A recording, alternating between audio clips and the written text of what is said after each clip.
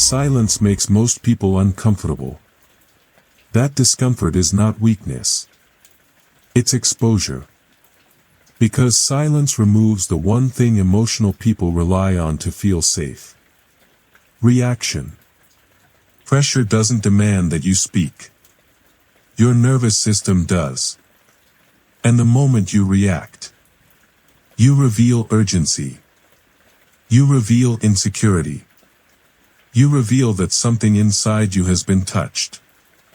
That's the key. The world doesn't reward those who speak the fastest. It rewards those who can hold themselves when others can't.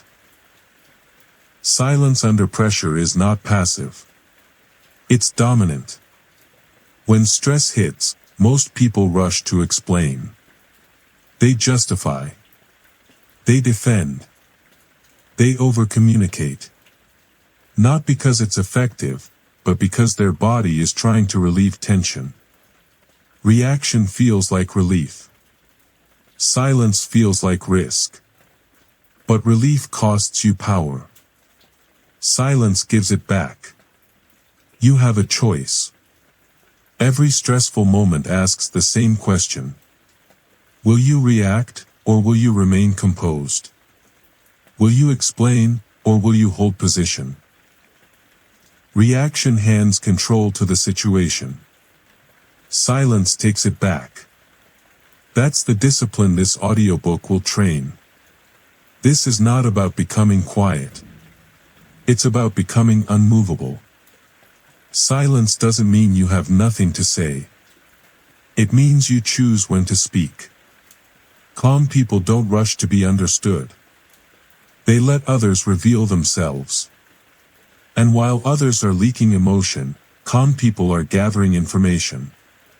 Pressure doesn't break you. It exposes how much control you actually have. And if silence feels uncomfortable right now, that's a signal, not a problem. It means this work matters. Because staying silent under pressure is one of the rarest skills left. And rare skills create leverage. Welcome to the channel. If you're new here, we're genuinely glad you're with us. This space is built for people who want clarity, control, and discipline under pressure. If our work helps you, your support with a like tells us to keep going. And create more content like this for you. Now, let's begin. Chapter 1: Reaction is the fastest way to lose power. The moment you react, you give your power away. Not slowly. Not eventually. Immediately. Reaction feels fast. Reaction feels necessary. Reaction feels productive. And that's exactly why it destroys you. Because reaction is not strength. Reaction is relief. And relief is what weak systems seek. Powerful people do not rush to speak. They do not rush to explain. They do not rush to defend. They pause. You have a choice. Always. And most people make the wrong one. They react. That's the key. Reaction is the fastest way to lose power because it signals one thing very clearly. You are no longer in control of yourself. And the moment you lose control internally, you lose authority externally. It doesn't matter how intelligent you are. It doesn't matter how skilled you are. It doesn't matter how hard you've worked. When you react, people feel it. They may not be able to explain it. But they sense it immediately. Your voice changes.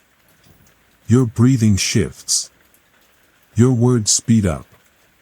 Your posture tightens. You are no longer leading the moment. The moment is leading you. Reaction is not action. Reaction is surrender. You have a choice. That's the key. Why reaction feels so tempting. Reaction feels good in the short term. It releases pressure. It gives the illusion of control. It feels like you're doing something. But reaction is not discipline. Reaction is discharge. Your nervous system wants relief, not results. It wants the pressure to stop. So it pushes you to speak, to explain, to correct, to justify, to defend. And every time you do, you leak power. It's not about emotion. It's about discipline. Untrained systems react. Trained systems respond. That's the difference. Real-world example, the meeting collapse. Picture a professional meeting. A manager is questioned unexpectedly. Nothing aggressive. Just a challenge. They react. They speak faster. They over-explain. They repeat themselves. They add unnecessary details. They think they're clarifying. But the room feels something else. Insecurity. Not because the answer was wrong, but because the delivery was rushed. Authority doesn't come from speed. It comes from control. The calm person in the room didn't interrupt, didn't jump in, didn't react. And without saying much, they became the center of gravity. Reaction shifted power away from the speaker and handed it to the listener. Reaction is relief. Silence is leverage. That's the key. Reaction trains others how to treat you. Here's the part most people miss. Every reaction teaches people something about you. When you react quickly, you teach them you are reachable. When you react emotionally, you teach them you are movable. When you react defensively, you teach them you are uncertain. People don't listen to your words. They study your behavior. And behavior under pressure tells the truth.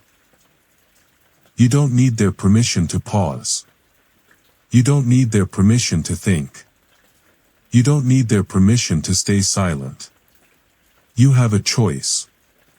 And every time you choose reaction, you vote against your own authority. Reaction versus response.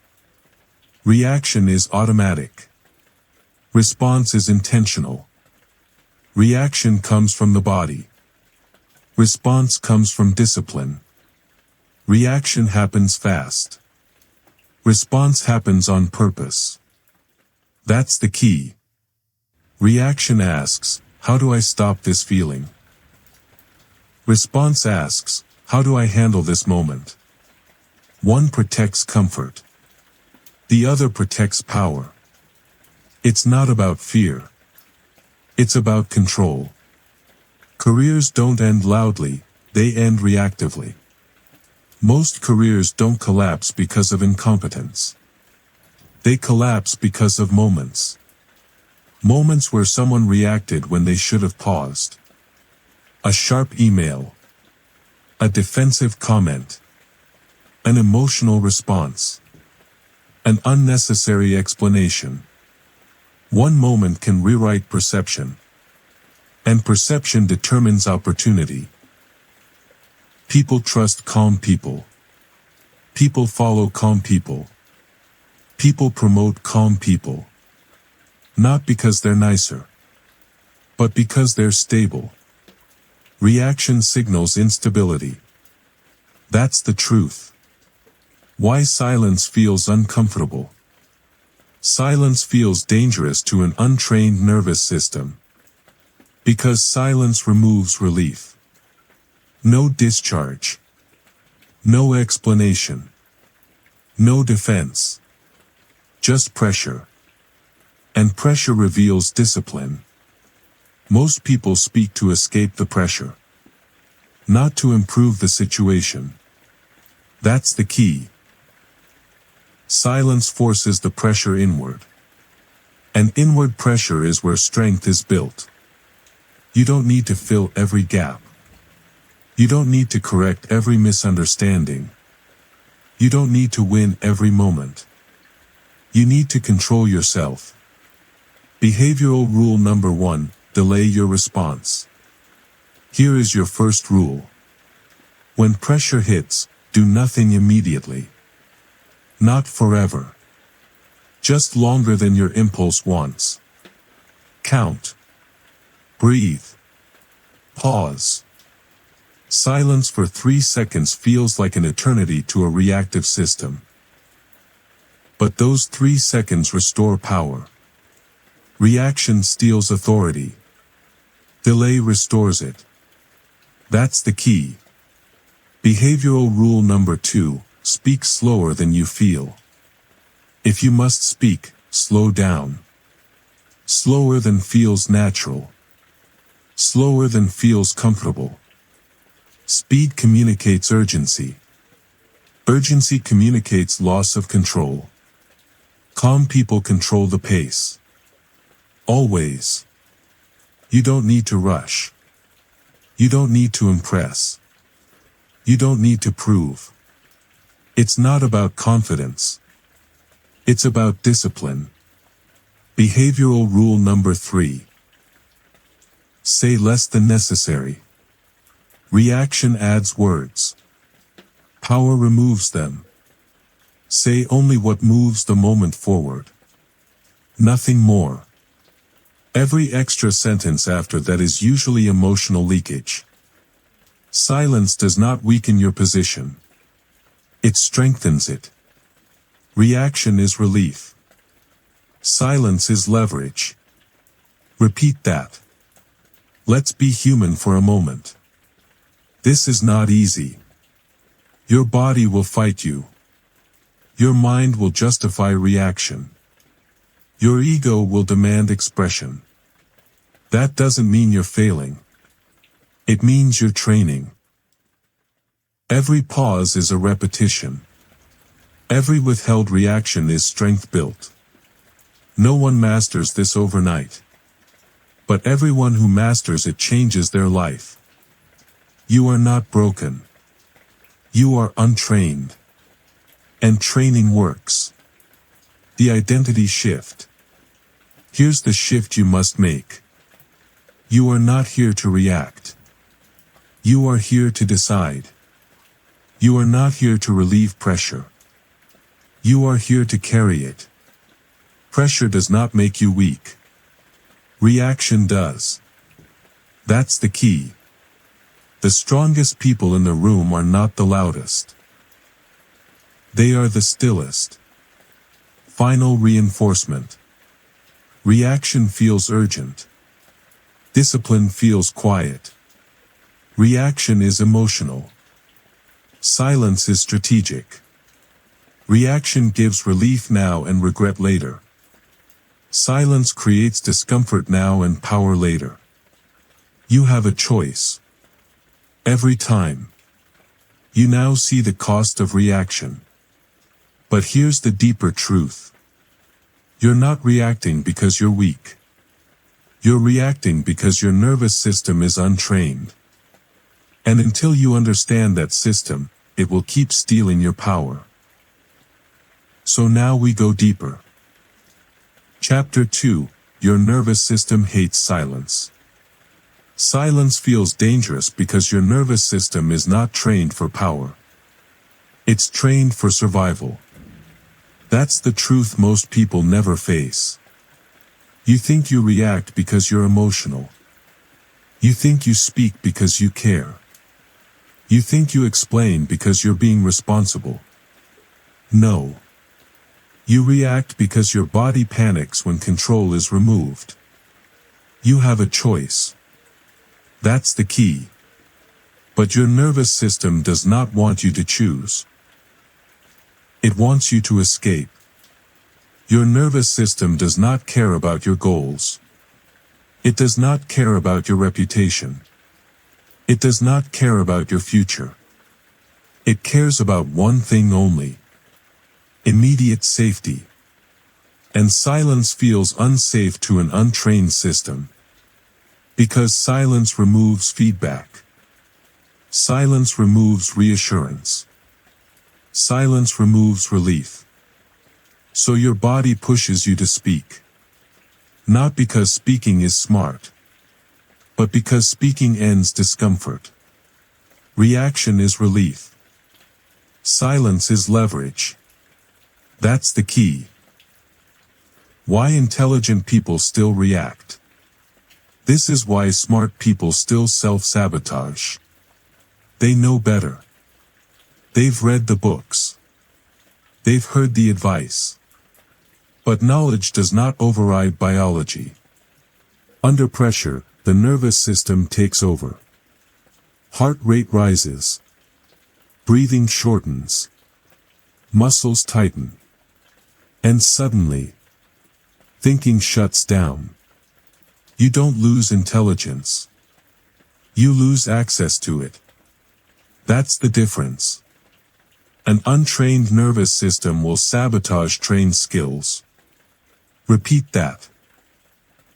An untrained nervous system will sabotage trained skills. Silence triggers the survival alarm. Silence removes certainty. No response. No reassurance. No validation. And the nervous system interprets uncertainty as danger. So it pushes urgency. Say something. Fix this. Explain. Defend. That's not logic speaking. That's survival. And survival is reactive by nature. It's not about fear. It's about discipline. Real-world example, the email spiral. You get a short email. No greeting. No context. Just a sentence. Your nervous system fills the gaps. Tone becomes hostile. Intent becomes negative. Threat becomes imagined. You react. You write a long reply. You explain yourself. You defend your position. And the power shifts. The calm person didn't escalate. You did.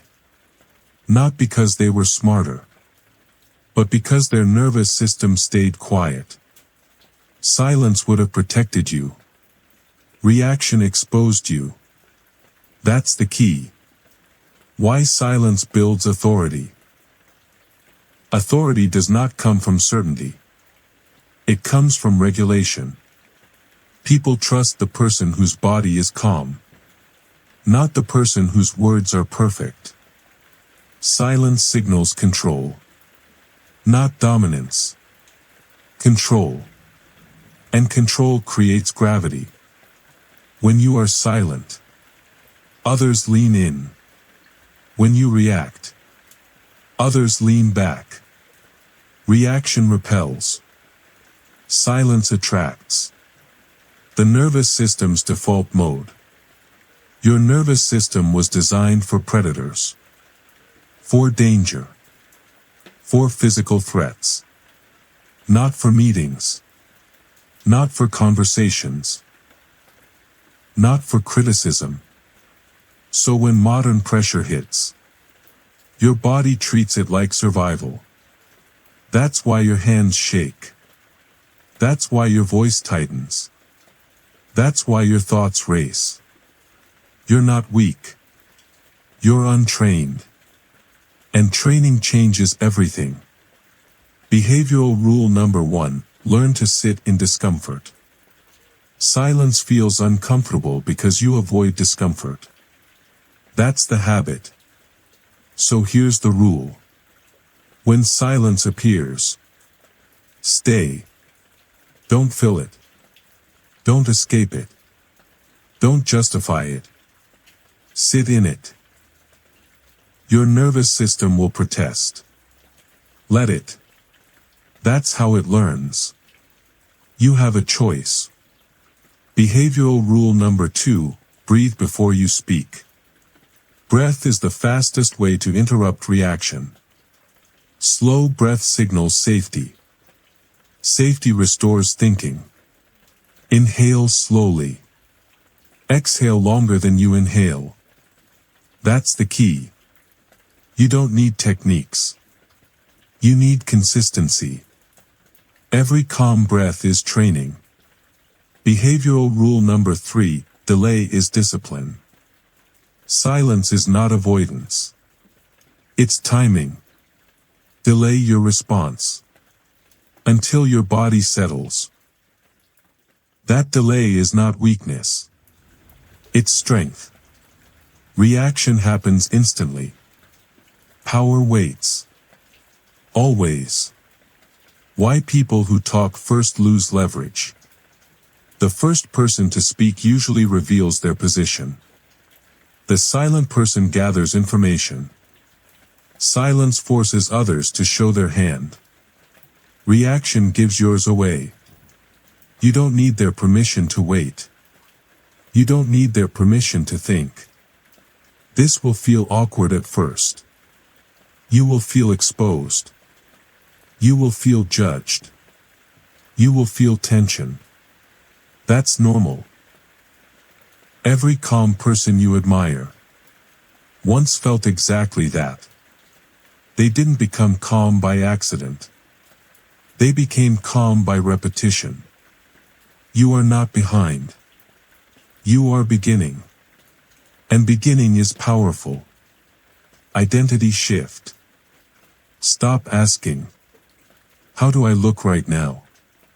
Start asking, how regulated am I right now? Because regulation determines response. Response determines outcome. It's not about confidence. It's about discipline. Final reinforcement. Silence feels unsafe to an untrained system. But silence is safety to a disciplined one. Reaction is the body running the mind. Silence is the mind leading the body.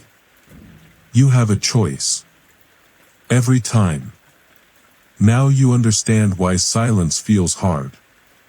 But here's the truth that changes everything. Calm is not something you are born with. It's something you build. And once you build it, no one can take it from you. This channel exists to sharpen your mindset, not to entertain your emotions. If that's what you're here for, you're in the right place. Chapter 3, Calm is a skill, not a personality trait. Stop telling yourself you're just not a calm person. That sentence alone has cost you power, respect, and opportunity. Because calm is not personality. Calm is not temperament. Calm is not luck. Calm is a skill. And skills can be trained. You have a choice. That's the key. Every time pressure hits, you're not revealing who you are, you're revealing what you've practiced. Most people haven't practiced calm. They've practiced reaction. And then they wonder why they collapse under stress. The belief that calm is something you're born with is one of the most damaging lies in modern culture. It gives people an excuse to stay undisciplined. I'm just intense. I've always been emotional. That's just my personality. No. That's your conditioning. And conditioning can be changed. It's not about who you are. It's about what you've trained. That's the key. Why this lie keeps you weak. When you believe calm is a personality trait, you stop taking responsibility. You assume others are naturally better, naturally stronger, naturally more composed. So you react. And then you justify the reaction. But calm people weren't born calm. They were trained by pressure. They learned to pause. They learned to regulate. They learned to choose. You don't need their permission to change. You don't need their permission to slow down. You have a choice. What calm actually is. Calm is not the absence of stress. Calm is control in the presence of stress. That's the distinction. Calm doesn't mean you don't feel pressure. It means pressure doesn't run you. Calm doesn't mean you don't feel emotion. It means emotion doesn't decide your behavior. It's not about suppression. It's about discipline. That's the key. Real-world example, the calm leader. Think of a leader you respect.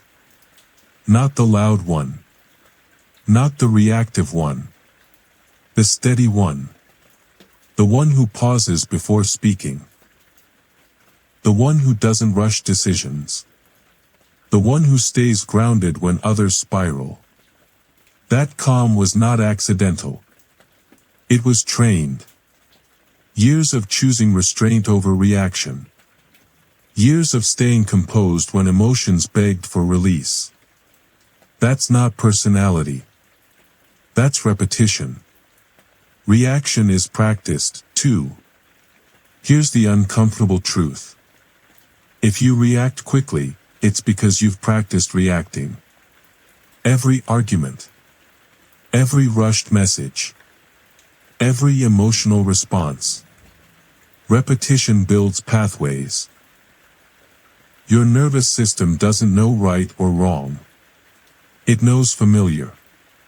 So if chaos is familiar, it will return to it under pressure. That's the key. You don't rise to your potential. You fall to your training. Calm is a muscle. And like any muscle, it grows through resistance. Pressure is the gym. Most people avoid the gym. They escape discomfort. They explain instead of endure. So their calm stays weak. If you want calm, you must stay present when pressure arrives. Not react.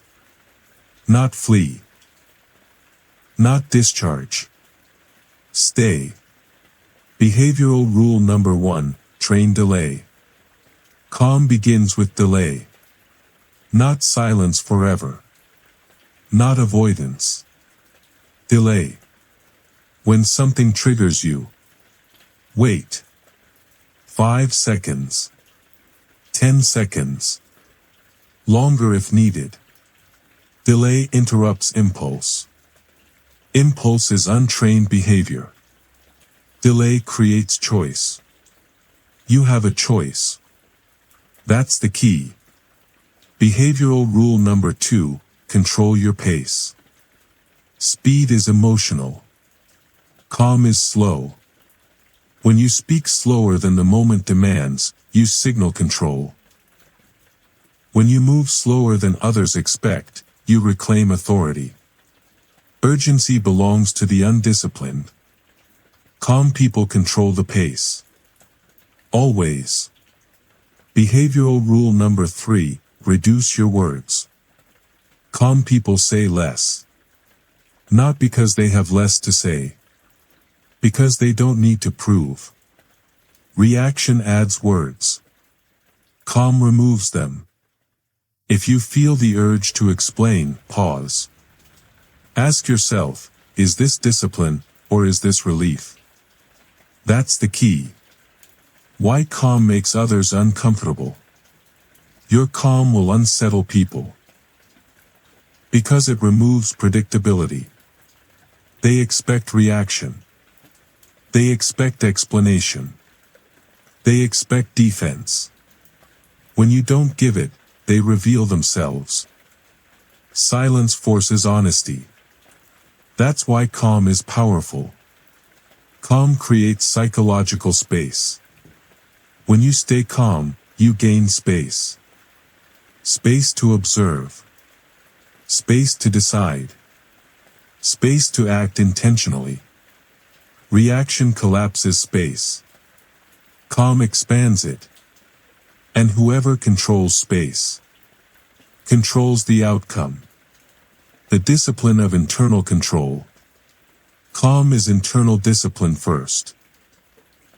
You regulate your breath, your posture, your tone, You don't wait for the world to be safe. You make yourself safe internally. That's the key. External control is an illusion. Internal control is permanent. Stop romanticizing emotional expression. Emotional expression feels authentic. But authenticity without discipline is chaos. You don't need to express everything you feel. You need to decide what deserves expression. It's not about being fake. It's about being effective. Calm is effectiveness. The identity shift. Stop saying, "I'm not calm." Start saying, "I'm training calm." Language matters. Identity follows repetition. You don't become calm by wishing. You become calm by choosing restraint over and over again. Power comes from predictability of self. Others don't trust reactive people. They can't predict them. Calm people are predictable internally, even when the environment is chaotic. That predictability creates trust. Trust creates authority. Authority creates opportunity. Let's slow down here. This is not about becoming emotionless. And it's not about perfection. You will still feel triggered. You will still feel pressure. The difference is not feeling. The difference is choice. And every time you pause instead of react, even if it's imperfect, you're training something powerful. Be patient with yourself. But be disciplined. Calm is built quietly. And one day, you'll realize the chaos no longer controls you. Final reinforcement. Calm is not who you are. Calm is what you practice. Reaction is easy. Discipline is trained. You have a choice. Always. You now know calm can be trained. But here's the deeper truth. Most of your reactions aren't coming from your mind. They're coming from your body. And until you understand that, it will keep running your life. This is the work most people avoid. If you're still here, you're doing it. Chapter 4. Your nervous system is running your life. You think you're making decisions. You're not. Most of the time, your nervous system is deciding for you. Before logic. Before thought. Before intention. Your body reacts first. Your mind explains later. That's the truth most people never confront. You have a choice. That's the key. But if your nervous system is untrained, it will choose for you, every time. Your nervous system does not care about your goals. It does not care about your plans. It does not care about your values. It cares about survival. And survival is fast, emotional, and reactive. That's why intelligent people still sabotage themselves under pressure. Not because they lack discipline, but because their body takes control. An untrained nervous system will sabotage trained skills. Repeat that. An untrained nervous system will sabotage trained skills. Why thought comes too late? By the time you notice yourself reacting, the decision has already been made. Your heart rate changed. Your breathing shortened. Your muscles tightened. The body moved first. Then the mind jumped in to justify what already happened. That's why willpower fails under pressure. You're trying to control behavior after the nervous system has already fired. That's the key. Control must happen below thought, not above it. Modern pressure, ancient wiring. Your nervous system evolved for predators. For physical danger. For immediate threats. Not emails. Not meetings. not criticism, not silence. So when modern stress appears, your body treats it like a life or death situation. A raised voice feels like danger. A pause feels like rejection. A disagreement feels like threat. And the body reacts accordingly. Fight. Flight. Freeze. That's not weakness. That's wiring. But wiring can be trained. Real-world example, the "why did I say that?" moment. You've been there. You said something you didn't mean. You spoke too fast. You escalated unnecessarily. Later, you replay it and think, why did I do that? Because your nervous system ran the moment. Not your values. Not your intelligence. Reaction hijacked response. That's the cost of untrained regulation. Why calm feels impossible under stress. Calm feels impossible because your body is screaming urgency. And urgency demands action. Speak now. Fix now. Explain now. Silence feels dangerous because it removes immediate relief. But relief is not resolution. Reaction ends discomfort. Silence builds power. That's the key. Authority is a nervous system signal. People don't respond to confidence. They respond to regulation.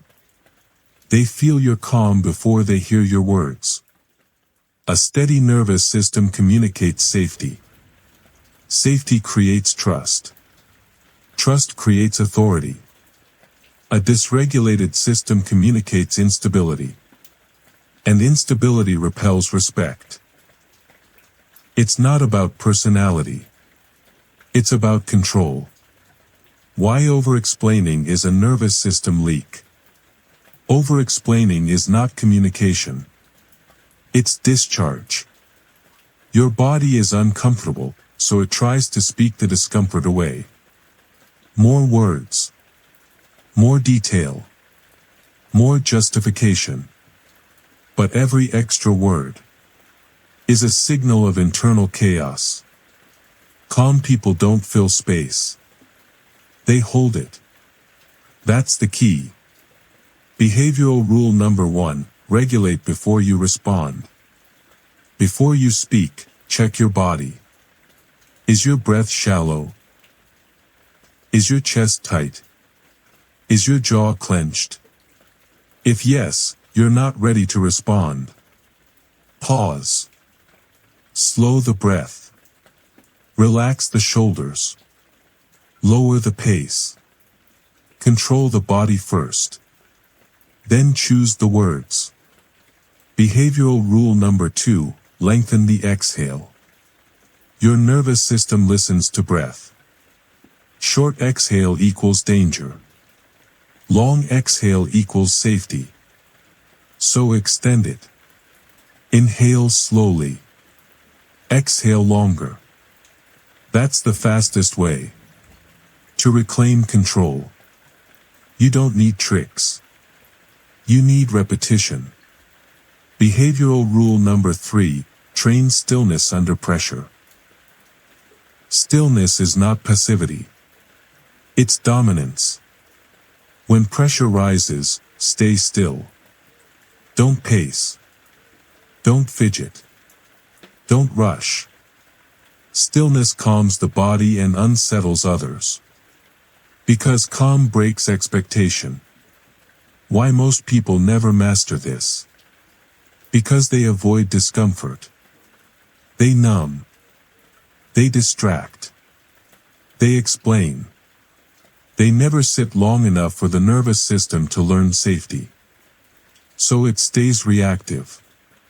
Training calm means staying present when every instinct says escape. That's discipline. The power shift. Once your nervous system is trained, everything changes.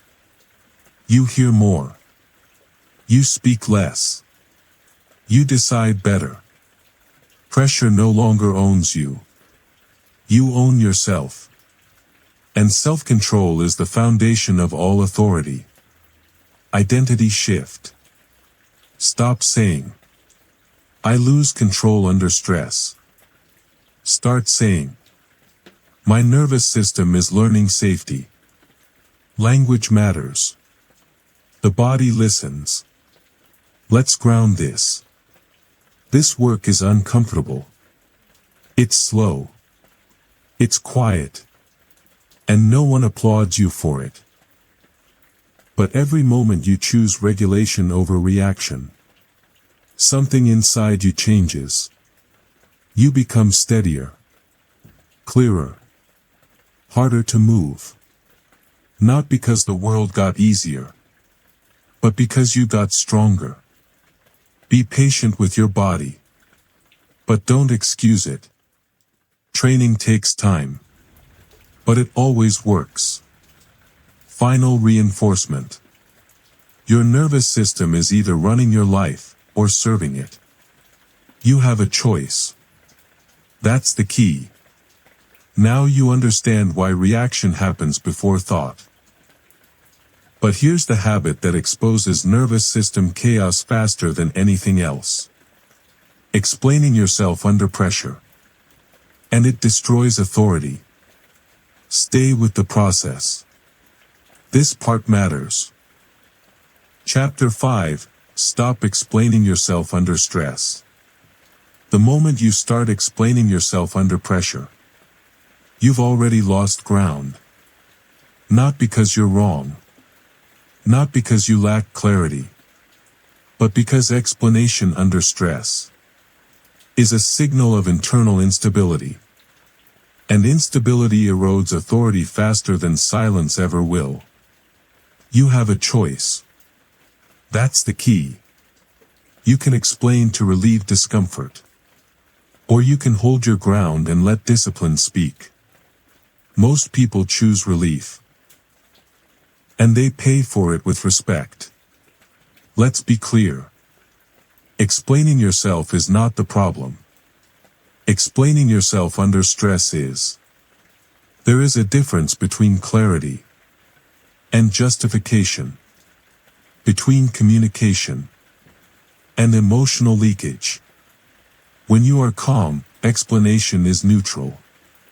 When you are stressed, explanation is defensive.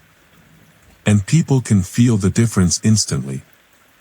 Why over-explaining is a stress response. Over-explaining is not logic. It's biology. Your nervous system feels pressure. Pressure demands release. And words become the release valve. So you add details. You repeat yourself. You justify intentions. You clarify things no one asked about. Not to improve understanding, but to reduce internal discomfort. That's the key. It's not about communication. It's about relief. Reaction is relief. Discipline is restraint. The authority cost of explaining yourself. Authority depends on one thing: stability under pressure. The more pressure rises, the less a powerful person says. Because power does not rush to be understood. It waits. When you explain yourself too much, you communicate uncertainty. Even if your logic is flawless. People don't evaluate arguments first. They evaluate composure. And composure is silent. Real-world example, the defensive professional. A professional is questioned in a meeting. Not attacked. Just challenged. They immediately begin explaining. They talk faster. They give background. They justify decisions. They preempt objections. What happens? The room stops listening. Not because the content is bad, but because the energy changed. The explanation sounded like defense. And defense lowers status. That's the truth most people avoid. Why silence feels risky. Silence feels risky because it removes reassurance. When you explain, you feel like you're controlling perception. When you stay silent, you feel exposed. But exposure is not weakness. Exposure is pressure. And pressure reveals discipline. You don't need their permission to pause. You don't need their permission to let silence exist. That's the key. The difference between power and panic. Power says, I don't need to rush. Panic says, fix this now. Power trusts timing. Panic chases relief. Over-explaining always comes from panic. Even when it sounds polite. Even when it sounds professional. Tone doesn't hide intent. Your body communicates before your words do. Why explaining trains others to push you? Here's what most people never see. Every time you explain yourself under stress, you train others to apply pressure. They learn that pressure makes you talk. They learn that discomfort makes you justify. They learn that silence makes you uncomfortable. And they will use that. Not maliciously, but instinctively. People push where movement exists. Calm people don't move easily. Behavioral rule number 1, answer the question, only the question. When pressured, answer exactly what was asked. Nothing more. No backstory. No justification. No emotional padding. If silence follows, let it. Silence is not a problem. It's a test. That's the key. Behavioral rule number 2, let misunderstanding exist temporarily. This is hard, but necessary. Not every misunderstanding needs immediate correction. When you rush to correct perception, you give perception power over you. Calm people allow short-term ambiguity to protect long-term authority. You don't need to fix everything now. Behavioral rule number 3. Slow down your speech. Speed reveals stress. Slow speech signals control. Even one notch slower changes how you're perceived. Urgency belongs to the undisciplined. Calm people control the pace. Always.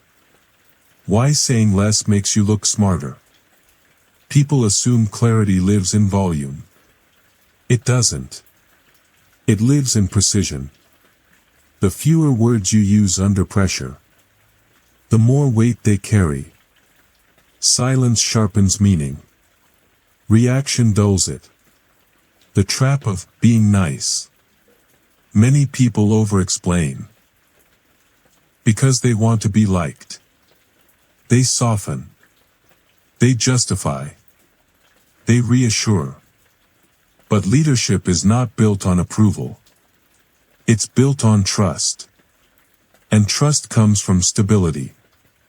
Not niceness. Not reassurance. Stability. Explaining yourself is often self-betrayal. You explain to avoid tension.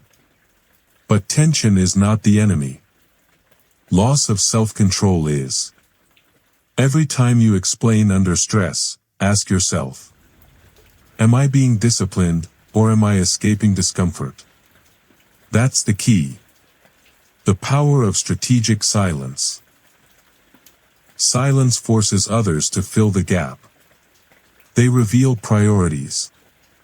They reveal assumptions. They reveal intent. When you explain too early, you give away that advantage. Silence is not emptiness. It's information gathering. Identity shift. Stop identifying as helpful. Start identifying as grounded. Helpful reacts. Grounded decides. You don't owe clarity at the expense of composure. What to do when you feel the urge to explain. Pause. Breathe. Ask yourself one question. Does this need to be said? Or do I just need relief? If it's relief, stay silent. That's discipline. Final reinforcement. Over-explaining does not make you respected. It makes you readable. And readable people are easy to manipulate. Calm people are not obvious. They are deliberate. Reaction is relief. Silence is leverage. You have a choice. Let's be honest.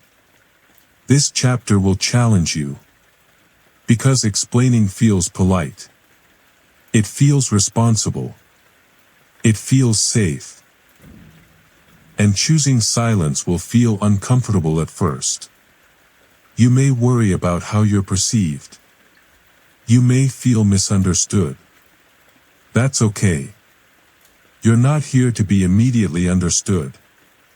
You're here to be solid. And solidity is felt over time. Every moment you resist the urge to explain, you strengthen something inside you. Quietly. Permanently. You've learned to stop leaking power through words. But words are not the root problem.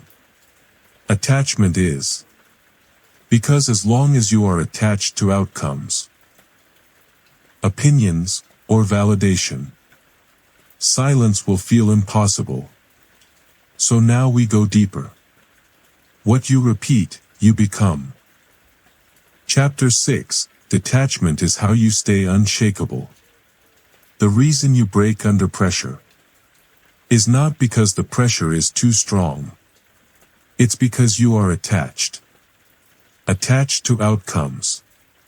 Attached to approval. Attached to being understood. Attached to being right. And whatever you are attached to can control you. That's the key. Detachment is not coldness. Detachment is freedom. And freedom is what makes you unshakable. You have a choice. Always. Most people think pressure breaks them. It doesn't. Attachment does. Pressure only exposes what already owns you. When someone's opinion can move you, they have leverage.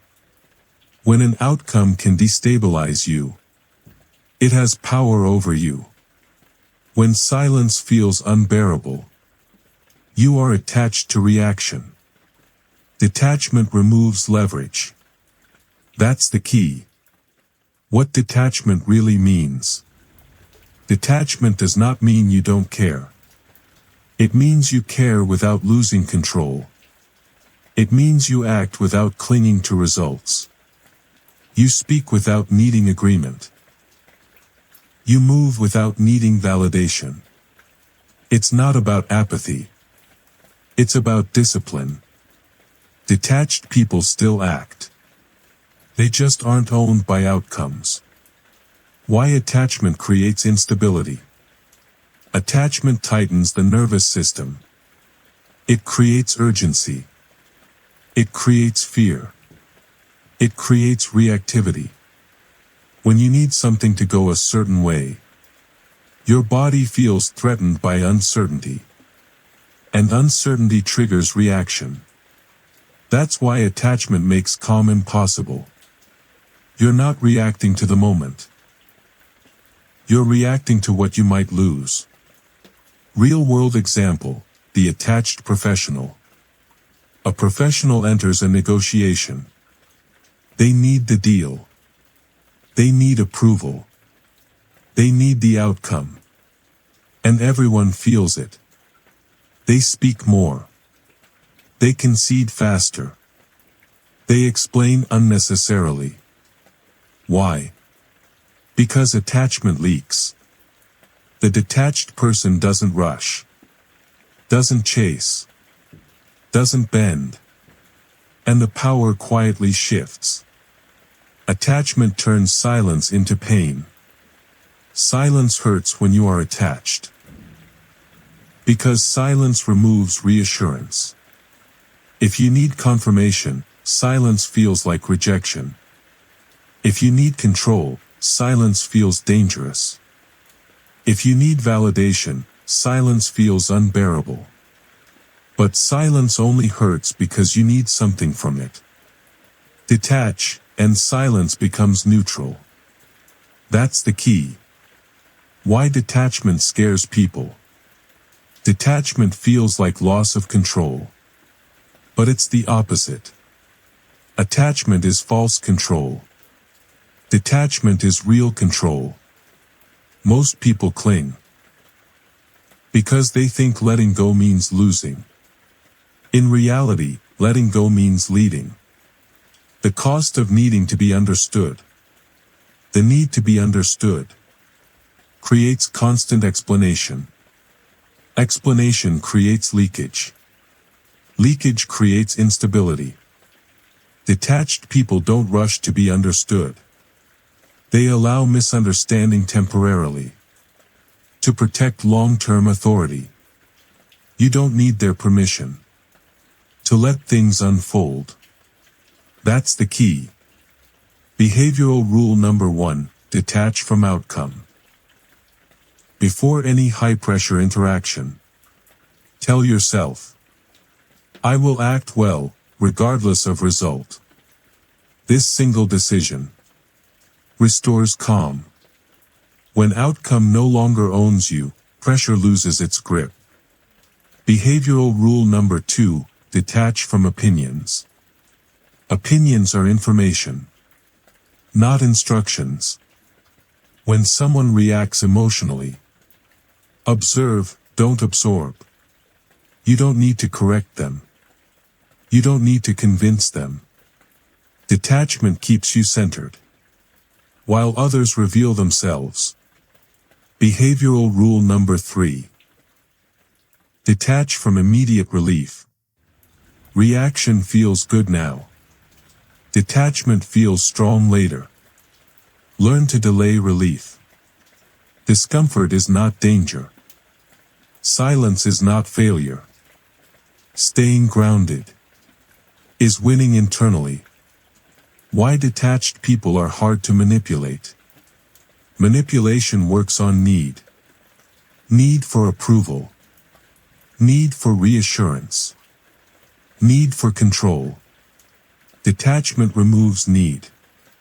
And without need, there is nothing to pull.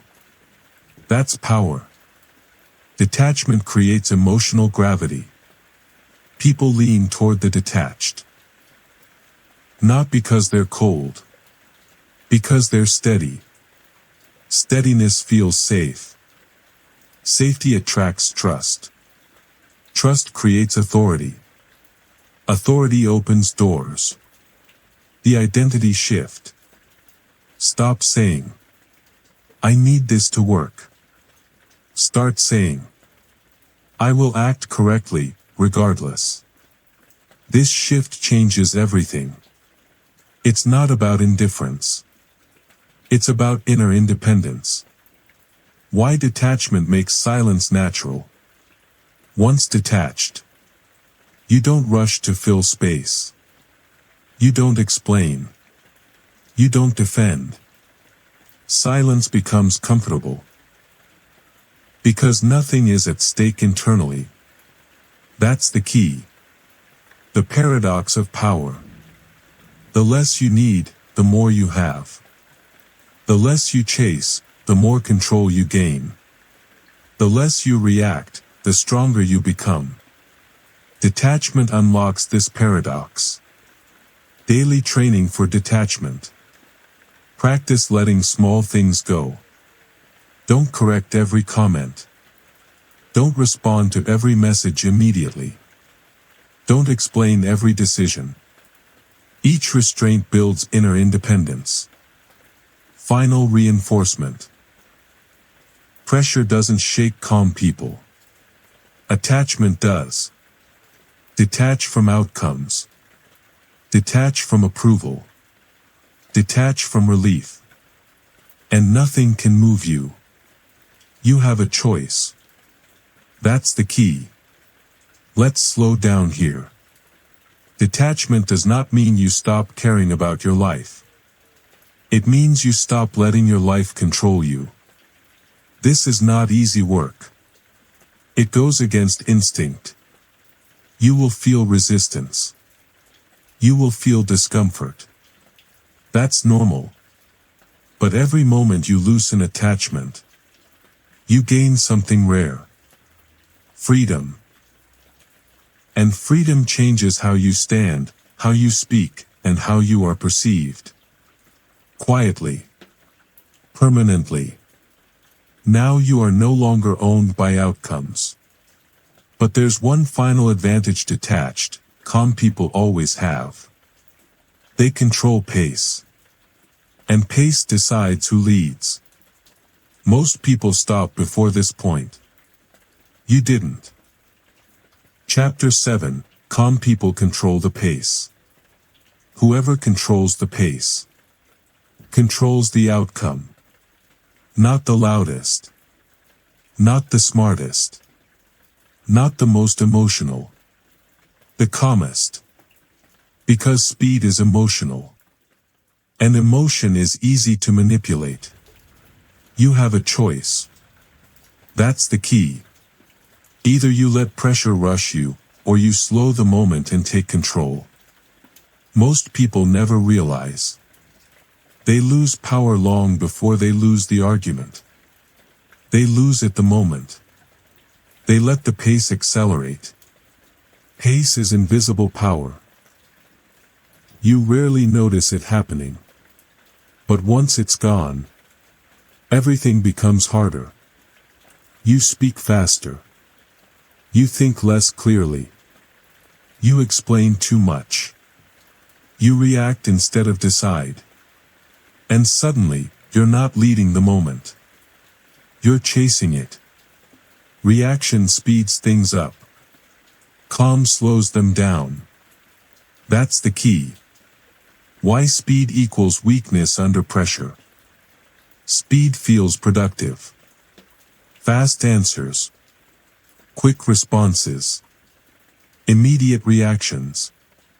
But speed under pressure is rarely strategic.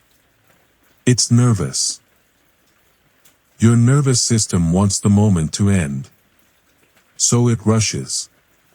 And when you rush, you surrender leverage. Calm people don't rush. Because they don't need relief. They can carry pressure. Real-world example, the fast talker. You've seen this.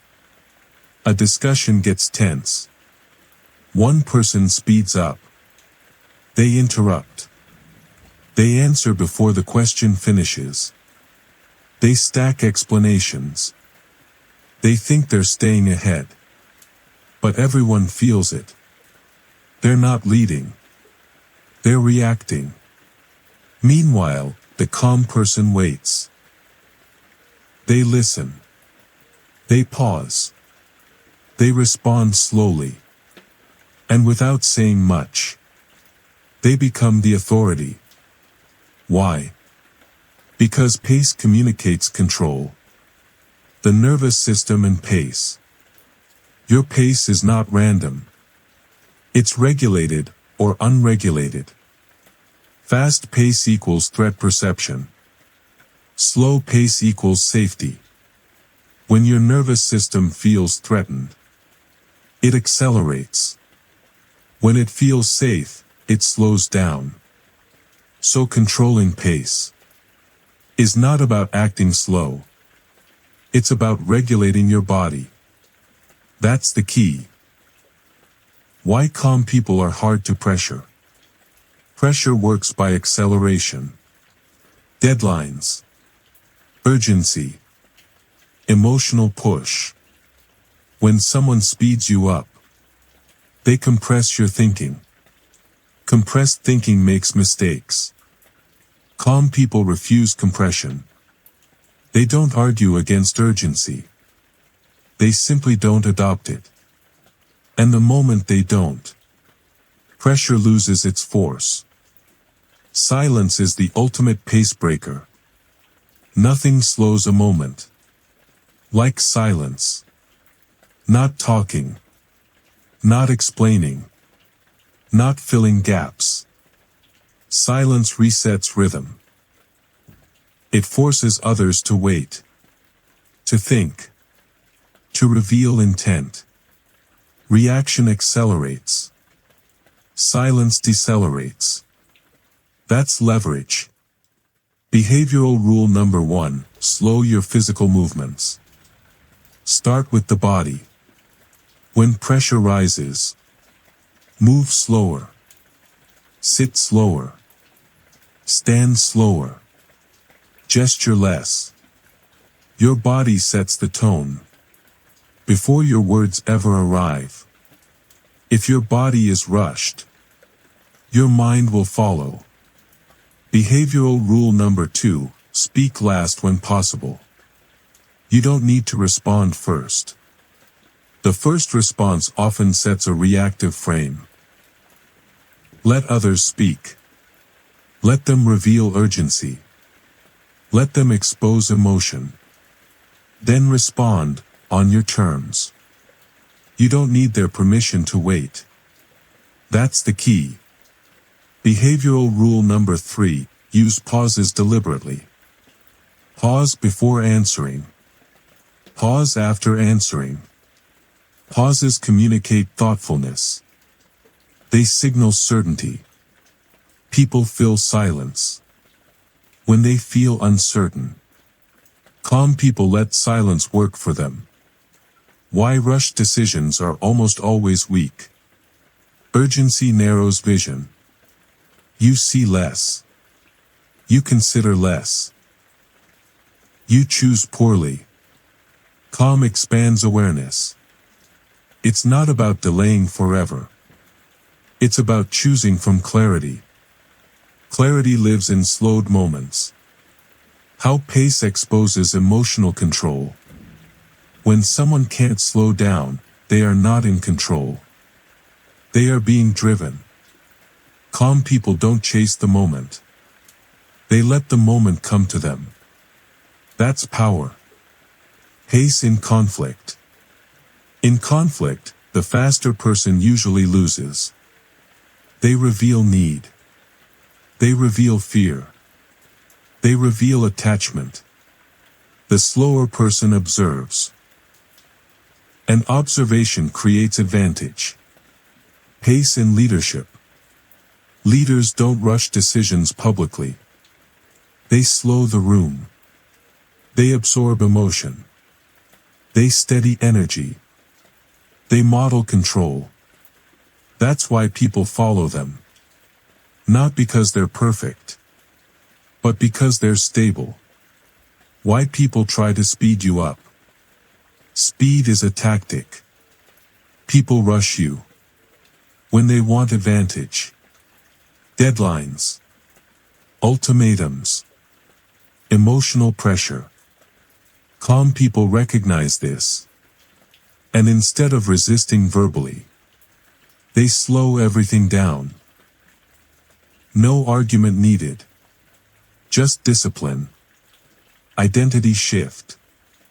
Stop asking, how fast can I respond? Start asking, how steady can I remain? Speed impresses briefly. Calm endures. Training pace daily. Practice slowing small moments. Walk slower. Speak slower. Respond slower. Not dramatically. Deliberately. Your nervous system learns by repetition. And once it learns calm pacing, it defaults to it. Final reinforcement. Reaction speeds you up. Discipline slows you down. Speed gives relief. Pace gives power. You have a choice. Every moment. Let's bring this back to reality. You won't control the pace perfectly at first. You'll catch yourself rushing, interrupting, answering too fast. That's okay. Awareness is the beginning of mastery. Every time you slow down, even slightly, you're building something most people never do. Composure. And composure changes how the world responds to you. Quietly. Consistently. You now know how to slow the moment. But there's one discipline that multiplies everything you've learned so far. It's uncomfortable. It's misunderstood. And it's incredibly powerful. Results don't need permission. They speak for themselves. Talk is cheap. Chapter 8, Silence is the multiplier. Noise gets attention. Silence gets results. Most people think power comes from being heard. From speaking clearly. From explaining well. From making sure everyone understands. That's backwards. The more powerful someone becomes, the less they need to speak. Not because they're hiding. Not because they're unsure. But because their position no longer depends on explanation. Silence is not emptiness. It's compression. And compression multiplies force. A loud signal spreads outward and weakens. A quiet signal concentrates and hits harder. That's the difference. Silence doesn't beg to be noticed. It forces others to notice themselves. That's where the leverage is. Why silence feels uncomfortable. Silence exposes internal instability. When you stop talking, you remove distraction. No performance. No narrative control. No immediate validation. What's left is the nervous system. That's why silence feels heavy to people who rely on words to regulate emotion. Talking is often self-soothing. Explaining is often anxiety management. Over-communicating is often fear dressed as clarity. Silence takes that away. And whatever remains, confidence or insecurity, becomes visible. That's the first reason silence is powerful. It reveals who is regulated and who is not. Silence forces others to work. Conversation usually has an unspoken agreement. I speak, you respond. I clarify, you reassure. I explain, you accept. Silence breaks that contract. When you don't respond immediately, others feel the imbalance. They wonder. Did I say too much? Did I miss something? What does their silence mean? So they compensate. They explain more. They justify. They fill the space. And in doing so, they reveal priorities, insecurities, intentions. Silence shifts effort away from you and onto them. That's not manipulation. That's gravity. Whoever speaks less makes the other person carry the weight. The illusion that words create control. Words feel like control because they create motion. Motion feels like progress. Progress feels like power. But motion without direction is just noise. Most people talk to feel in control, not because they are. They mistake activity for authority. True control doesn't need movement. It needs positioning. Silence is positioning. It says, I'm not rushed. I'm not threatened. I'm not dependent on your reaction. Those signals are louder than any argument. Silence and pace, the hidden connection. Speed and silence are opposites. Speed pushes forward. Silence holds ground. When someone pressures you verbally, they're trying to move you, emotionally or cognitively. Silence refuses movement. It doesn't counterattack. It doesn't defend. It doesn't escalate. It just stays. And stability under pressure is dominance. That's why silence slows rooms down. That's why it unsettles aggressive personalities. That's why it makes impulsive people uncomfortable. They can't accelerate you. Silence is not avoidance. This is where most people get it wrong. They think silence means passive, withdrawn, weak, unsure. That's silence born from fear. People instinctively trust those who don't need to convince. Think about it. The person who keeps talking feels like they're trying to sell you something. The person who pauses feels like they already know the outcome. Silence implies confidence without display, certainty without argument, strength without effort. That implication does most of the work. Why silence triggers projection. When you stay silent, people fill the gap with their own mind. And the mind is never neutral. They assign meaning to your silence based on their psychology.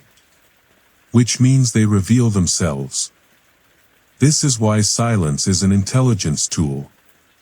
You learn who needs approval, who fears rejection, who seeks dominance, who collapses under uncertainty. None of that comes out when you over-explain. Silence removes you from emotional negotiation. Most arguments are not about facts. They're about emotional positioning. Who cares more? Who needs more? Who is invested? Silence removes you from that exchange. When you don't argue emotionally, there's nothing to negotiate. No escalation. No bargaining. No power struggle. Just presence. And presence ends most games. The nervous system behind silence. Silence is not a communication skill first. It's a regulation skill. If your nervous system is activated, silence feels unbearable. Your body wants discharge. Speech becomes release. That's why learning silence requires learning calm. A regulated nervous system doesn't rush to fill space.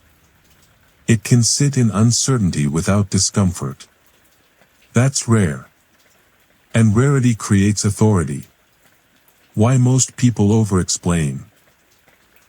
Over-explaining is usually an unconscious confession. I want you to see me as reasonable.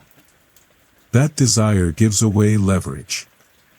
The moment you need to be seen a certain way, you're no longer in control of the frame. When you speak less, you waste less energy. You stop responding to bait, emotion, insecurity, provocation.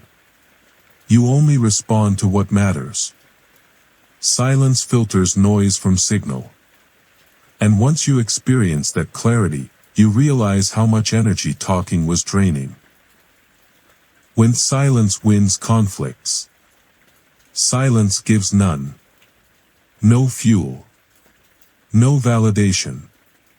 No resistance. Just calm observation. Most conflicts die without oxygen. Silence starves them. Silence in leadership. Leaders speak less than people expect. And when they finally speak, the room already leans in. Because silence created gravity. The mistake of forced silence. Silence used as a tactic without inner stability backfires. People feel the tension. They sense suppression. They read insecurity. That's why silence must be earned internally, not performed externally. The goal is not to appear silent. The goal is to be unbothered. Silence is the byproduct. Silence backed by results is unassailable. Why silence scales with power? The more power you have, the less you need to speak. That's not arrogance. That's efficiency. Powerful systems don't broadcast. They operate. Silence is operational confidence. The identity shift. Stop asking, "How do I sound?" Start asking, "Is speaking necessary?" Silence is not withdrawal. It's selectivity. And selectivity is power. Training silence daily. Practice not responding immediately. Practice shorter answers. Practice leaving space. Not coldly. Not dramatically. Calmly. Your nervous system learns that silence is safe. Then it becomes natural. Final reinforcement. Talking feels powerful. Silence is powerful. Words seek control. Silence already has it. Reaction explains. Silence observes. And observation always wins in the long run. Let silence do what words never could. Quietly. Consistently. Results don't need permission. They speak for themselves. Execution leaves evidence. If you're still listening, you're already doing the work. Chapter 9, Self-Worth That Doesn't Need to Speak. Most people don't talk too much because they're confident. They talk too much because they're afraid. Afraid of being misunderstood. Afraid of being judged. Afraid of being dismissed. So they explain. They justify. They defend. And in doing so, they give away the very thing they're trying to protect. Power. Here's the truth most people never hear. The more you need to explain your worth, the less solid it is. That's uncomfortable. That's confronting. But that's the key. Because real self-worth doesn't rush to the microphone. It doesn't chase agreement. It doesn't panic when it's misread. Real self-worth can sit quietly while others guess wrong. And that changes everything. Fragile self-worth always wants a witness. Fragile self-worth needs confirmation. It needs someone to nod. To agree. To say, "Yes, you're right. Yes, I see you. Yes, you matter." So when it feels threatened, it reacts fast. It talks faster. Explains harder. Adds context no one asked for. Not because clarity is needed, but because reassurance is. That's the flaw. And here's the cost. The moment you need validation, you hand control to the person you're seeking it from. You don't need their permission. That's the key. Stable self-worth tolerates misunderstanding. This is where the shift happens. Stable self-worth understands something fragile self-worth never does. Being misunderstood is not dangerous. It's uncomfortable, yes. But it's not fatal. You don't disappear because someone gets you wrong. You don't lose value because someone doubts you. You don't collapse because someone disagrees. Stable self-worth doesn't need to correct every assumption. It asks a different question. Is this worth my energy? Most of the time, the answer is no. That's not indifference. That's discipline. My worth is not under review. Say it slowly. My worth is not under review. Not in this conversation. Not in this room. Not in this moment. That phrase alone can shut down years of reactive behavior. Because once you internalize it, you stop treating every interaction like a performance. You stop auditioning. You stop defending. You stop over-functioning emotionally. You realize something critical. You don't need to win people over to remain whole. That's the key. Why people over-explain, the real reason. Let's be honest. Over-explaining feels responsible. It feels mature. It feels like good communication. But most of the time, it's not. Most of the time, it's fear wearing a professional mask. Fear of being judged as incompetent, cold, wrong, unlikable. So you add more words. You stack reasons. You give background. You narrate your intentions. And suddenly, you're not communicating. You're pleading. You don't need their permission. That's the key. You've seen this before. A meeting. A table. One person speaks briefly and stops. Another person jumps in and keeps going. They explain their thinking. Then explain why they explained it. Then explain how they feel about the explanation. The room shifts.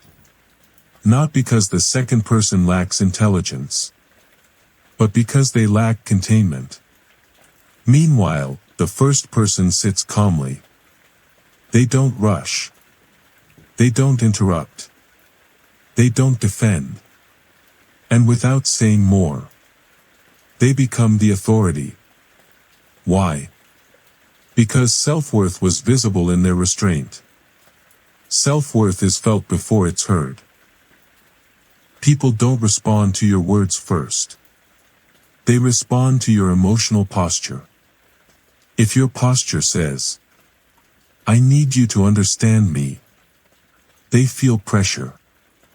If your posture says, "I'm fine either way," they feel respect. That's not manipulation. That's nervous system communication. Confidence isn't loud. It's settled. And settled energy doesn't chase. Why silence terrifies fragile self-worth? Silence removes feedback. No nods. No reassurance. No immediate confirmation. That's unbearable for fragile self-worth. Because without feedback, it has to sit with itself. And if it doesn't trust its own value, that silence feels like danger. So it fills the space. Stable self-worth does the opposite. It lets silence exist. Because it already knows who it is. It's not about being cold, it's about being grounded. Let's be clear. This is not about becoming distant, or arrogant, or emotionally unavailable. It's not about pretending you don't care. It's about not needing care to function. Big difference. The trap of correcting every misunderstanding. Here's a hard truth. If you try to correct every misunderstanding, you will spend your entire life exhausted. People will misread you, project onto you, assign motives you don't have. That's human nature. Stable self-worth doesn't chase accuracy. It asks, does this misunderstanding change my path? If not, it lets it pass. That's power. Think about how many people are trapped by reputation management. They explain themselves online. They defend their choices publicly. They respond to every criticism.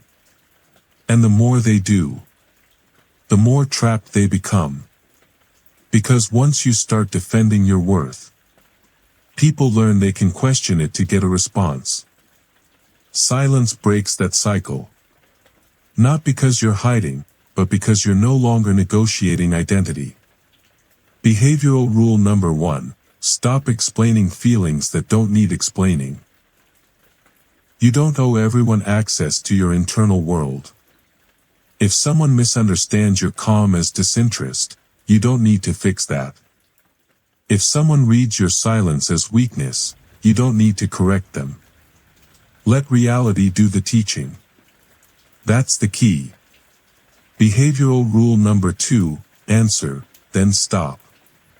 Say what needs to be said. Then stop. Don't add padding. Don't soften with excess words. Don't rescue others from discomfort. Your restraint teaches people how to treat you. Behavioral rule number 3. Let time prove what words can't. Self-worth that needs to speak is impatient. It wants recognition now. Respect now. Understanding now. Stable self-worth plays a longer game. It lets consistency speak. It lets behavior accumulate. It lets results settle. Time is the ally of grounded people. Why validation addiction is so common. Validation feels good. It soothes. It reassures. It gives quick relief. But relief is not strength. And the more you rely on external validation, the weaker your internal foundation becomes. You have a choice. You can keep chasing reassurance, or you can build a self-worth that doesn't need it. That's the key. The nervous system behind self-worth. Self-worth is not just a belief. It's a bodily state. If your nervous system is always bracing, you'll seek validation unconsciously. Regulation changes that. Calm teaches your body, I am safe without approval. And once the body learns that, the mind follows. Why calm silence signals high self-worth? Silence backed by calm says, I don't need to prove anything.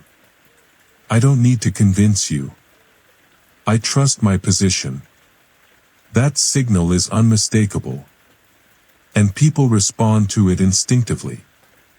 Identity shift. Stop asking, do they get me? Start asking, am I aligned with myself?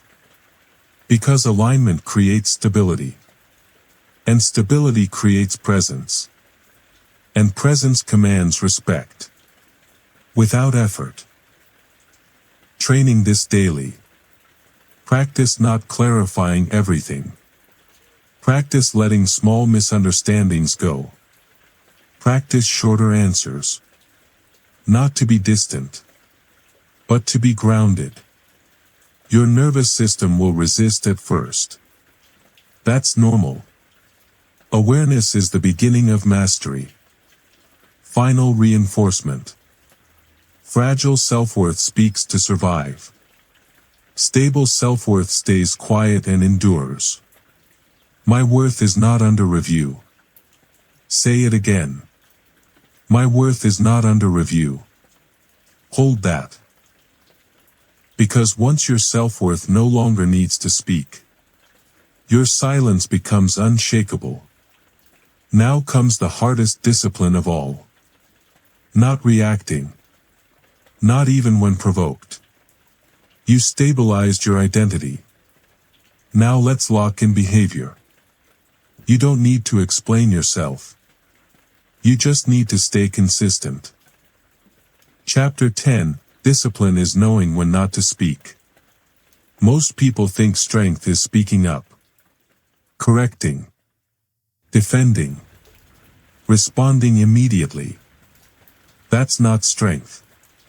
That's impulse. Real strength is knowing when not to speak. And having the discipline to follow through. Because silence is easy when you're calm. Silence is easy when nothing is at stake. But silence under pressure. Silence when provoked. Silence when misunderstood. That's discipline. And discipline. Not intelligence, not confidence, not charisma, is what separates people who react from people who lead. You have a choice. That's the key. Discipline is pre-decided behavior. Discipline is not something you figure out in the moment. If you wait until emotion arrives to decide how to act, you've already lost. Emotion is fast. Discipline is slow and intentional. Discipline is deciding in advance when you will speak, when you will stay silent, and what situations don't deserve your energy. That removes negotiation. No inner debate. No justification. No emotional bargaining. Just execution. Emotion reacts. Discipline decides. That's the difference. Why most people talk too much under pressure. Pressure compresses time. When someone challenges you, rushes you, or provokes you, your nervous system interprets it as threat. So it speeds up. Thoughts race. Words spill. Explanations stack. Talking becomes a release valve. But here's the cost no one tells you about. Every word spoken from pressure weakens your position. You reveal urgency. You reveal attachment. You reveal need. And need is leverage. Just not in your favor. Silence as a rule, not a reaction. Silence only works when it's structural, not emotional. If silence is something you do because you're scared, people feel it. If silence is something you do because it's your rule, people respect it. That's the shift. You don't stay silent to win approval. You stay silent because you've decided what deserves your voice. And most things don't. You don't need their permission. That's the key. The discipline of not correcting. One of the hardest disciplines to build is this. Not correcting people when they're wrong about you. Wrong assumptions. Wrong tone. Wrong conclusions. Everything in you wants to clarify. But discipline asks a better question. Does this misunderstanding actually matter? Most of the time, it doesn't. Correcting every false narrative turns your life into a courtroom. You become the defense attorney for your own identity. That's exhausting. Discipline lets falsehoods die from lack of attention. Truth doesn't need babysitting. Let's bring this into real life. You get a message. It's passive-aggressive. Or accusatory. Or demanding. Your phone is in your hand. Your heart rate spikes. You already know what you could say. A long response. A sharp response. A, just to be clear, response. That's the moment. Not the big speeches. Not the public confrontations. This moment. And you have a choice. You can react for relief. Or you can pause for control. Discipline is closing the app. And deciding you'll respond later, or not at all. That's power most people never build. Discipline removes emotional negotiation. Without discipline, every situation feels negotiable. You ask, should I respond? What if they think? What if I look weak? Discipline ends that loop. It replaces questions with standards. Standards like, I don't respond when emotions are high. I don't speak without clarity. I don't explain myself to people who aren't listening. No drama. No story. Just rules. And rules create freedom. Why silence is so hard to maintain. Silence doesn't just remove words.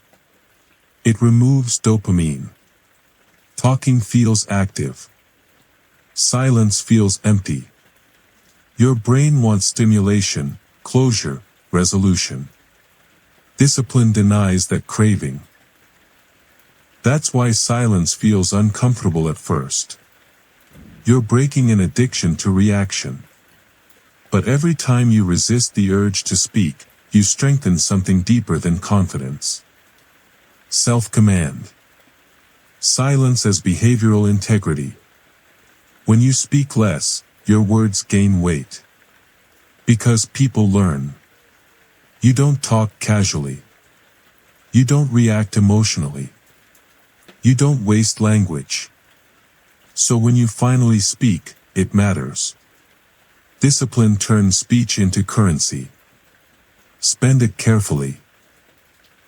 The difference between restraint and suppression. This matters. Suppression is fear-based. Restraint is choice-based. Suppression feels tight. Restraint feels calm. If you're grinding your teeth to stay silent, that's not discipline yet. Discipline feels settled. It says, I could speak. I'm choosing not to. That internal posture changes everything.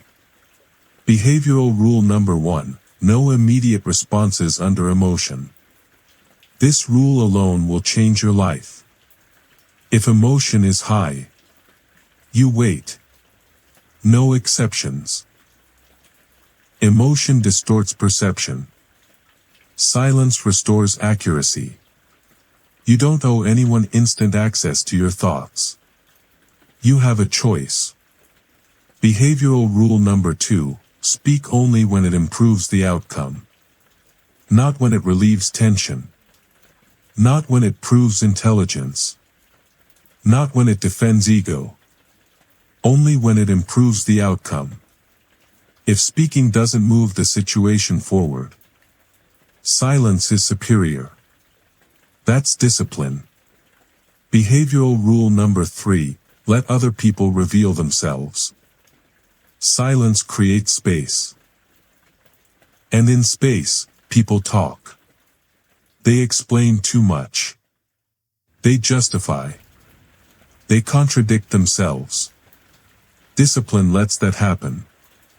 You don't interrupt truth while it's exposing itself. Why disciplined silence feels threatening to others. People who rely on emotional control feel unsafe around disciplined silence. They can't speed you up. They can't bait you. They can't predict you. So they escalate. More pressure. More emotion. More urgency. That's your signal. Silence is working. Leadership is disciplined silence under scrutiny. Leaders are watched. Every word is weighed. Every reaction is noted. That's why real leaders speak less, not more. They slow the room. They absorb chaos. They don't amplify emotion. Discipline allows others to stabilize around you. That's influence. Identity shift. Stop asking, what should I say right now? Start asking, what kind of person doesn't need to respond to this? That question builds identity. And identity drives behavior effortlessly. Training discipline daily. This isn't built in crisis. It's built in small moments. Not replying immediately. Letting silence stretch. Ending sentences earlier. Your nervous system learns restraint through repetition. And what feels difficult today becomes automatic tomorrow. The moment you'll want to break discipline. Here's the part no one romanticizes. The moment will come. When staying silent feels unbearable. When someone misrepresents you. When blame lands unfairly. When disrespect is subtle but clear. Your body will light up. Your mind will hand you perfect sentences. This is where most people fold. They speak, not because it's right, but because they want relief. And that relief costs them leverage. You have a choice. That's the key. You can react like you always have. Or you can hold the line.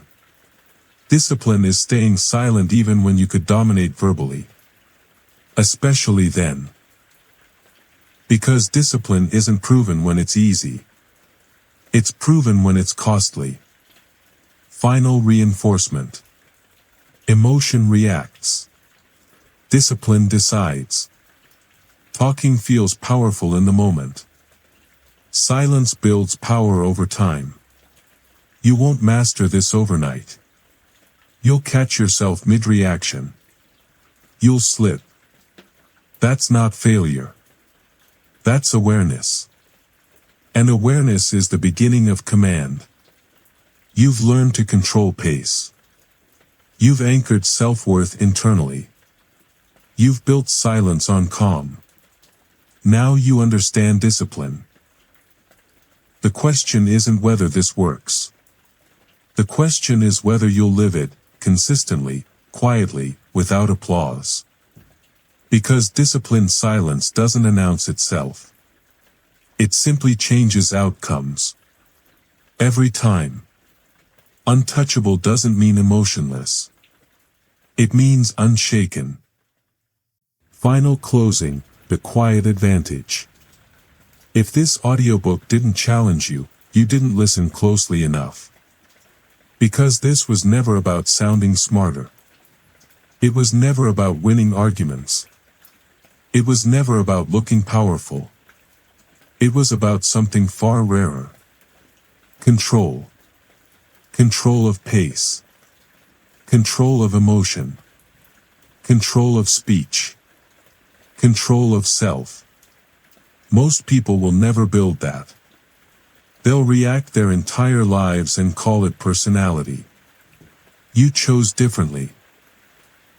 And that choice matters more than you realize. What you've really been training. This audiobook wasn't teaching silence. It was teaching restraint. It wasn't teaching calm. It was teaching regulation. It wasn't teaching discipline. It was teaching identity. Because once you become someone who doesn't need to react, the world treats you differently. People slow down around you. Pressure loses its edge. Manipulation stops working. Not because you fight it, but because you no longer feed it. That's the quiet advantage. Most people will never see this coming. Here's the truth. The world rewards noise, at first. Loud opinions. Fast reactions. Constant presence. But over time, noise collapses under its own weight. The people who rise long-term are the ones who don't flinch. The ones who don't chase validation. The ones who don't explain themselves under pressure. The ones who don't speak just to be seen. They're underestimated at first. Then respected. Then quietly deferred to. Because composure outlasts charisma. And discipline outlasts emotion. This only works if you live it. Let's be honest. Listening is easy. Nodding along is easy. Feeling inspired is easy. What's hard is this. Not replying immediately. Not correcting someone. Not defending your ego. Not filling silence. That's where the work is. And that work is invisible. No one applauds restraint. No one celebrates silence. No one praises composure in the moment. But outcomes do. And outcomes are the only honest scoreboard. You will be tested. After this ends, you will be tested. A message will irritate you. A comment will provoke you. A situation will pressure you to rush. That's not a coincidence. That's life checking. Whether this stayed theory or became behavior, you have a choice. That's the key. You can react for relief, or you can pause for power.